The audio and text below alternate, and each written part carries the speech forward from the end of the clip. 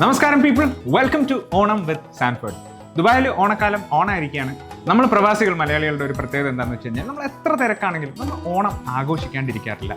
പിന്നെ ആകെ കൂടെ ഒരു പ്ലാൻ മാത്രമേ ഉണ്ടാക്കേണ്ടുള്ളൂ, വീട്ടിൽ സദ്യ ഉണ്ടാക്കണോ ഇല്ല പുറത്ത് പോയി കഴിക്കണോ എന്നുള്ളത്. പൊതുവേ നമ്മളിങ്ങനെ പുറത്ത് പോയി എന്തെങ്കിലുമൊക്കെ കഴിക്കാൻ വേണ്ടി പ്ലാൻ ചെയ്യുന്ന സമയത്ത് ഇൻസ്റ്റഗ്രാം വെറുതെ ഇങ്ങനെ തുറന്ന് നോക്കുന്ന സമയത്ത് കാണുന്ന ചില മുഖങ്ങളുണ്ട്. അവർ പറയുന്ന ചില റെക്കമെൻഡേഷൻസ് ഉണ്ട്. അത് നമ്മൾ 100% ഒന്നും നോക്കണ്ട, പോയി കഴിക്കും. അങ്ങനെ കുറേ ഫേവറേറ്റ് ക്രിയേറ്റേഴ്സ് ഉണ്ട്. അതുപോലത്തെ ഒരു ഫേവറേറ്റ് ക്രിയേറ്ററാണ് ഇന്ന് നമ്മുടെ കൂടെ ജോയിൻ ചെയ്യുന്നത്. Ladies and gentlemen, boys and girls, the one and only variety foodie Arjun Ganesh is in the house. Thank you very much. എന്തൊക്കെയുണ്ട് വിശേഷം? സുഖം. ഹാപ്പി ഓണം. Thank you. സാധാരണ രീതിയിൽ നിങ്ങൾ ഫുഡ് കഴിക്കുന്ന മാത്രം നമ്മൾ കാണാറുണ്ട്. ഇന്നൊരു പുതിയ അവതാരത്തിൽ ഇവിടെ എത്തിയിരിക്കുകയാണ്. കുറച്ച് പേടിയുണ്ട് എന്താണ് ഉണ്ടാക്കാൻ പോകുന്നതെന്നുള്ളത്.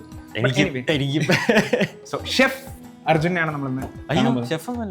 അർജുൻ കുറച്ച് ഫുഡൊക്കെ എന്താണ്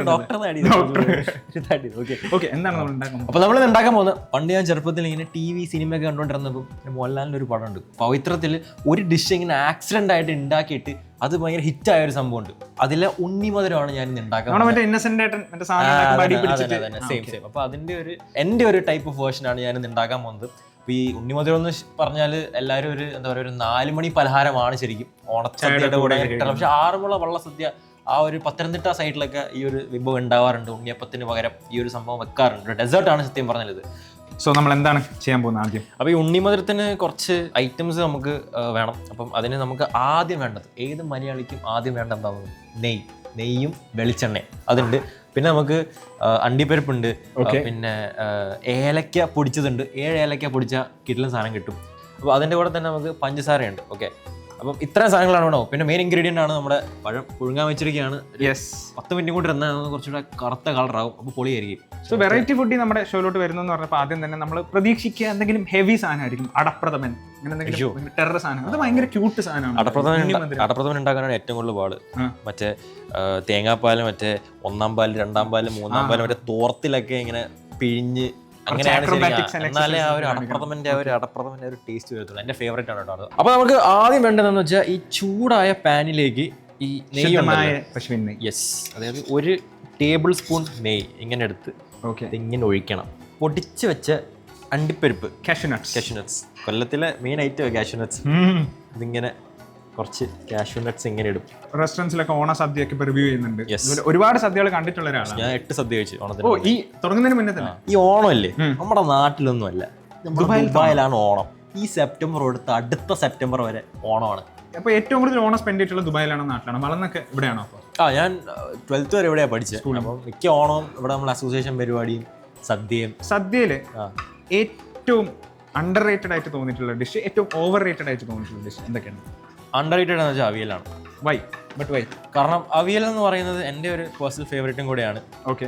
അപ്പൊ ഈ അവിയൽ എന്ന് പറയുന്ന സാധനം പോഷകാഹാരം ഇങ്ങനെ നിറഞ്ഞിരിക്കുന്ന സാധനമാണ്. നമുക്ക് ഒരു സദ്യയുടെ നിലവാരം അറിയണമെങ്കിൽ ഫസ്റ്റ് ആ വെക്കുന്ന അവിയലുണ്ടല്ലോ, അവിയൽ ഒന്നെടുത്ത് കഴിച്ചു നോക്കി നമുക്ക് ഇഷ്ടപ്പെട്ട നമുക്ക് ആ സദ്യ എന്തായാലും ഇഷ്ടപ്പെടും.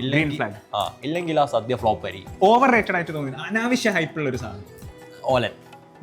സത്യം പറഞ്ഞാൽ ഓലന്റെ പ്രത്യേകത എന്ന് വെച്ചാൽ ഓലൻ ഉപ്പൊന്നും ഉണ്ടാവില്ല. സത്യം പറഞ്ഞാൽ നമ്മൾ ഈ അതെന്തിനാ കഴിക്കുന്നത് വെച്ചാൽ നമ്മുടെ ടേസ്റ്റ് ന്യൂട്രലൈസ് ചെയ്യാൻ വേണ്ടിയിട്ടാണ്. പക്ഷെ ഇതുവരെ കഴിച്ച സദ്യയിലൊന്നും എനിക്ക് അങ്ങനെ തോന്നിയിട്ടില്ല. ഈ നമ്മൾ ഈ സോർട്ട് ചെയ്ത് വെച്ചിരിക്കുന്ന ഈ അണ്ടിപ്പരിപ്പും നെയ്യും കൂടെ നമ്മൾ വേറൊരു പാത്രത്തിൽ ഇങ്ങനെ ഒഴിച്ച് വെക്കും.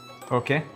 ഇതെന്തിനാന്ന് വെച്ചാൽ നമുക്ക് അവസാനം ഉപകാരപ്പെടാൻ വേണ്ടിയിട്ടാണ്. അപ്പോൾ അടുത്ത് നമ്മൾ അണ്ടിപ്പരിപ്പ് നമ്മൾ റോസ്റ്റ് ചെയ്ത് കഴിഞ്ഞു. ഇനി അടുത്ത് എന്താണ് മെയിൻ പ്രോസസ്? എന്നിട്ട് നമ്മൾ ഈ പുഴുങ്ങി വെച്ചിരിക്കുന്ന നേന്ത്രപ്പഴം, അപ്പോൾ ആ പുഴുങ്ങിയ പഴം നമ്മളിങ്ങനെ ചെറുതായിട്ട് നുറുക്കിയിട്ട് ഒരു ബൗളിനകത്താക്കി വെച്ചിട്ടുണ്ട്. ഇത് നാട് മൊത്തം നടന്ന് ഇങ്ങനെ ഫുഡ് അടിക്കുന്ന സമയത്ത് എങ്ങനെയാണ് ഈ ഫിറ്റ്നസ് മെയിൻറ്റെയിൻ ചെയ്യുന്നത്? ഫിറ്റ്നസ് ഞാൻ പറഞ്ഞു, ഇപ്പം നമ്മൾ ഫുഡ് ഇപ്പോൾ റെസ്റ്റോറൻറ്റിൽ വ്ളോഗ് ചെയ്യാൻ പോവുകയാണെങ്കിൽ നമ്മളത് എല്ലാം കൂടെ വാരി വലിച്ച് കഴിക്കരുത്. ജസ്റ്റ് ടേസ്റ്റ് നോക്കാൻ വേണ്ടി മാത്രം കഴിക്കുക. ടേസ്റ്റ് ഇഷ്ടപ്പെട്ട വീട്ടിൽ കൊണ്ടുപോകാം, അത്രേ ഉള്ളൂ. പക്ഷെ ഫുള്ളായിട്ട് നമുക്ക് കഴിക്കാൻ പറ്റില്ല, നടപടിയാവുന്ന കേസല്ല. എല്ലാവരുടെ കിച്ചണിലും മസ്റ്റ് ഹാവ് ആയിട്ട് വേണ്ട കുറച്ച് ഗാഡ്ജറ്റ്സ് എന്തൊക്കെയായിരിക്കും റെക്കമെൻഡ് ചെയ്യുന്നത്? എന്നെ സംബന്ധിച്ചോളം എനിക്ക് എന്തായാലും വേണ്ട ഒരു ഗാഡ്ജറ്റ്സ് ആണ് ഈ എയർ ഫ്രയർ. ഡയറ്റിംഗ് ചെയ്യുന്നുണ്ട് അല്ലെങ്കിൽ ഒരു ഇൻഡക്ഷനൊക്കെ മതി. എയർ ഫ്രയർ, ഇൻഡക്ഷൻ വേണം. പിന്നെ സാൻഡ്വിച്ച് മേക്കർ വേണം. പിന്നെ മിക്സി ഇല്ലാണ്ട് ഒരു പരിപാടി നടക്കും. ഭയങ്കര ഇമ്പോർട്ടൻ്റ് ആണ്. ഈ പുഴുങ്ങിയ പഴത്തിലേക്ക് നമ്മൾ നേരത്തെ ഉണ്ടാക്കി വെച്ച് ആ ഒരു അണ്ടിപ്പരിപ്പും നെയ്യും കൂടെ ഒരുമിച്ചുള്ള ഒരു സാധനം നമ്മൾ ഇതിനകത്തേക്ക് ഇങ്ങനെ ആഡ് ചെയ്യും. മെയിൻ സംഭവങ്ങൾ വരണം. ഇതിലേക്ക് നമ്മൾ ഒരു 4 ടേബിൾ സ്പൂൺ പഞ്ചസാര കൂടുന്നവരും അതിന് മധുരം കൂടുന്നതാണ്. അതെ, ഓക്കെ.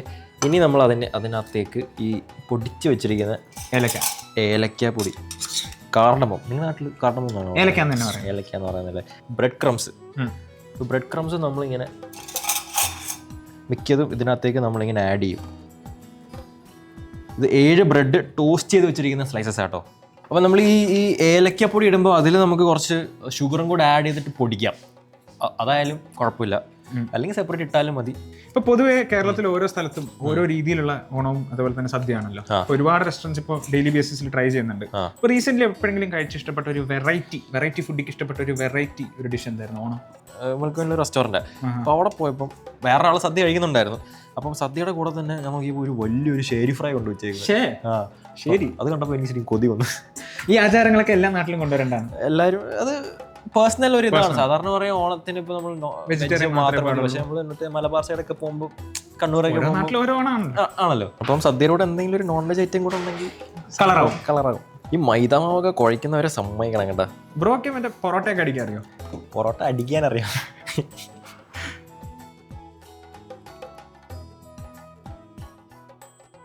പവിത്ര സിനിമയില് ഒരു സദ്യ കഴിക്കണതിനിടയിലാണല്ലോ കൊണ്ട് ഈ സംഭവം വെക്കുന്നത്. സാധാരണ ഇതൊരു ശരിക്കും ചായക്കുള്ള ഒരു കടിയല്ലേ? ഇത് ഒരു 4 മണി പലഹാരമാണ്, ഞാൻ ആദ്യം പറഞ്ഞ പോലെ. പക്ഷെ സദ്യയുടെ കൂടെ ഇപ്പോൾ സദ്യയുടെ ഉണ്ണിയപ്പം കൊടുക്കുന്നില്ലേ, അപ്പൊ അതിൻ്റെ കൂടെ ഇത് കൊടുത്താൽ ഇപ്പൊ എന്താ പ്രശ്നം? ഒരു പ്രശ്നമില്ല, ഞാൻ കൊടുക്കും. ഇനി നമ്മൾ പാൻ ചൂടാക്കിയിട്ട് അതിലേക്ക് ഈ വെളിച്ചെണ്ണ ഇങ്ങനെ ഒഴിക്കണം. ഇപ്പൊ അമ്മ നമുക്കറിയാം, ദീപ ചേച്ചി എല്ലാവർക്കും നമുക്ക് സുപരിചിതമായിട്ടുള്ള ഒരു കോണ്ടന്റ് ക്രിയേറ്റർ ആണ്, RJ ആണ്. അപ്പൊ നിങ്ങൾ XRJ ആണ്, പക്ഷെ ഇപ്പോഴും റെഗുലർ ആയിട്ട് കോണ്ടന്റ് ക്രിയേഷൻ ചെയ്യുന്നുണ്ട്. അപ്പൊ നിങ്ങൾ അമ്മ ഒരു സൈഡിൽ കൂടെ തകർക്കുന്നുണ്ട്, മോൻ ഒരു സൈഡിൽ കൂടെ തകർക്കുന്നുണ്ട്. എന്തുകൊണ്ടാണ് നിങ്ങൾ രണ്ടുപേരും ഒന്നിച്ച് കാണാത്തത്? നിങ്ങൾ എപ്പോഴാണ് ഒന്നിച്ചൊരു കോണ്ടന്റ്? എല്ലാവരും ചോദിക്കാറുണ്ട് എപ്പോഴാണ് ചെയ്യാറുണ്ട്, പക്ഷെ അതിന്റെ ഒരു സിറ്റുവേഷൻ വരുമ്പോൾ നമ്മളത് ചെയ്യും. നമ്മുടെ മമ്മൂക്കയും ദുൽഖറും എന്തുകൊണ്ടാണ് കൊളാബ് ചെയ്യാത്തതെന്ന് ചോദിക്കുന്നത് കമ്പയർ ചെയ്യല്ലേ. നമുക്ക് അതേപോലത്തെ സിറ്റുവേഷൻ വരുമ്പോൾ നമ്മൾ ഇതുപോലത്തെ ഒരു കുക്കറി ഷോയിൽ നിങ്ങൾ രണ്ടുപേരും സത്യം പറഞ്ഞാൽ നമ്മൾ അതിനെ പറ്റി ആലോചിച്ചിട്ടില്ല കേട്ടോ. നല്ലൊരു ആലോചിക്കുന്നത്. സോ ഇങ്ങനെ എണ്ണ ചൂടായിക്കൊണ്ടിരിക്കുകയാണ്. അടുത്തെന്താണ്? അടുത്തെന്താന്ന് വെച്ചാൽ നമ്മൾ ഈ ഉരുട്ടി വെച്ചിരിക്കുന്ന സാധനം ഈ ബ്രെഡ് ക്രംസിലല്ലേ, പാതി വന്ന് ബ്രെഡ് ക്രംസിൽ ഇങ്ങനെ നന്നായിട്ട് കോട്ട് ചെയ്യുക. ഇങ്ങനെ കോട്ടിങ് ചെയ്ത് നന്നായിട്ട് കോട്ട് ചെയ്തോ. അപ്പോൾ ഒരു ക്രിസ്പിനെസ് കിട്ടാൻ വേണ്ടിയാണ് നമ്മൾ ഈ ഒരു പരിപാടി ചെയ്യുന്നത്. അപ്പോൾ കറമുറന്നിരിക്കും. അപ്പോൾ ഇത് നമ്മളിങ്ങനെ എടുത്തിട്ട് ഈ ചൂടെണ്ണയിലേക്ക് ഇങ്ങനെ വെക്കും.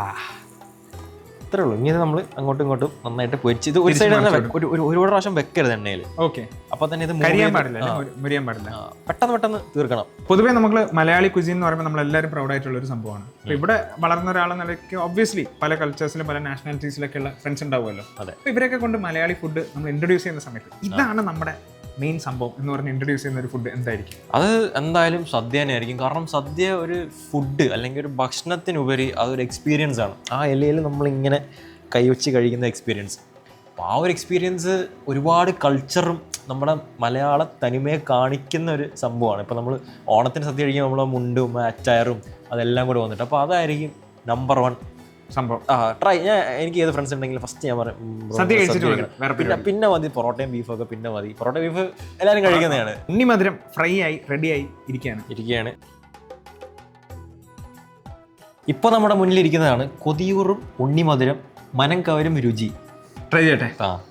നിങ്ങൾ ഇതുവരെ കഴിക്കുന്നത് മാത്രമേ കാണാറുള്ളൂ, ഇത് ആദ്യമായിട്ടൊന്നും സാധനം ഉണ്ടാക്കി കഴിക്കുന്നില്ലേ? മലയാളത്തിനും ഓടിയെത്തിയെന്ന് ഞാൻ അങ്ങ് കുട്ടനാടെത്തി. കുട്ടനാട്. സോ നല്ല രസമുണ്ട്, നല്ല സോഫ്റ്റ് ആയിട്ടുണ്ട്, ക്രിസ്പിയാണ്, വേറെ ക്രഞ്ചിയാണ്. ഇതെനിക്കൊന്ന് ചായയുടെ കൂടെ ഒരു ബെസ്റ്റ്. നല്ല ടേസ്റ്റ് ഉണ്ട്. ഞാൻ ആദ്യമായിട്ടാണ് കഴിക്കുന്നത്. Thank you. So anyway thank you so much for joining us today. എങ്ങനെയുണ്ടായിരുന്നു എക്സ്പീരിയൻസ്? ആദ്യമായിട്ടല്ലേ സത്യം പറഞ്ഞ ഒരു കുക്കറി ഷോയിൽ ഇങ്ങനെ ഉണ്ടാക്കുന്ന ആദ്യമായിട്ടാണ്. റെസിപ്പി വീഡിയോസ് ഒക്കെ ചെയ്യാറുണ്ട്, പക്ഷെ ഇതുപോലൊരു സെറ്റപ്പിൽ ആദ്യമായിട്ടാണ് നമ്മൾ ചെയ്യുന്നത്. അപ്പൊ അതിന്റെ ചെറിയ ടെൻഷൻ ഒന്നും ഉണ്ടായിരുന്നില്ല. ഇവരുള്ളതുകൊണ്ട് കുഴപ്പമില്ല. എന്തായാലും thank you so much for joining. Pleasure. So once again എന്റെ ഭാഗത്തു നിന്നും സാൻഫോർഡിന്റെ ഭാഗത്തു നിന്നും ഹൃദയം നിറഞ്ഞ ഓണാശംസകൾ.